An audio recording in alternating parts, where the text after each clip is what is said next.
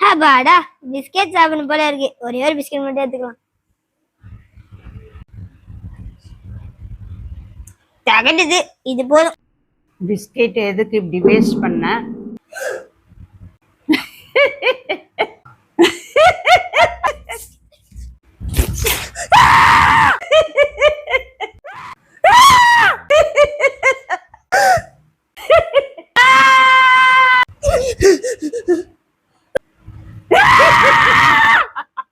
பயமா இருக்கு. Snacks biscuit சாப்பிட்டு பாதி வச்சன என்ன அவன் தெரியல.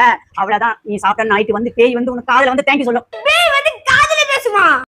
ஒன்னாலதான் காசெல்லாம் கட்டி கட்டி கடங்காரன் ஆயிட்டேன். கறி ஆயிடுச்சு பணம் எல்லாம்.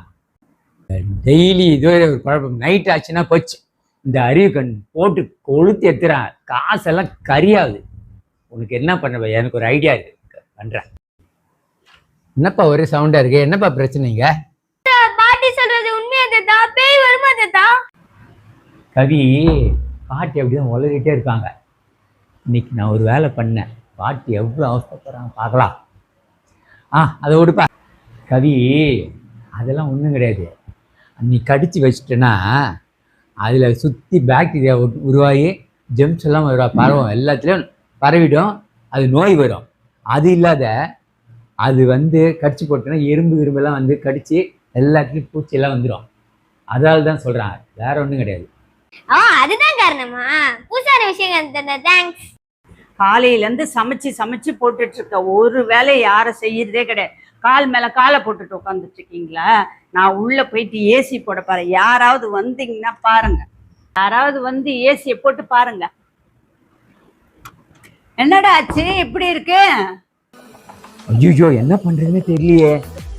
ஐயோ அம்மா.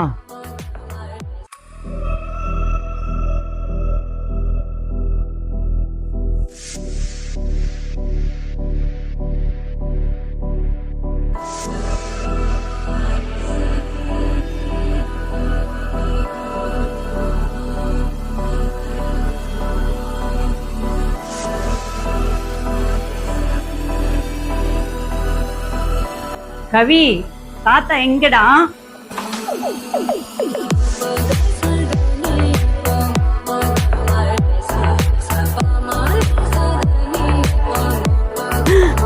ஃபிளாஷ்பேக்.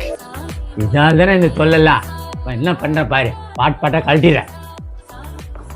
ஐயோ தப்பிச்சிட்டேன். ஐயோ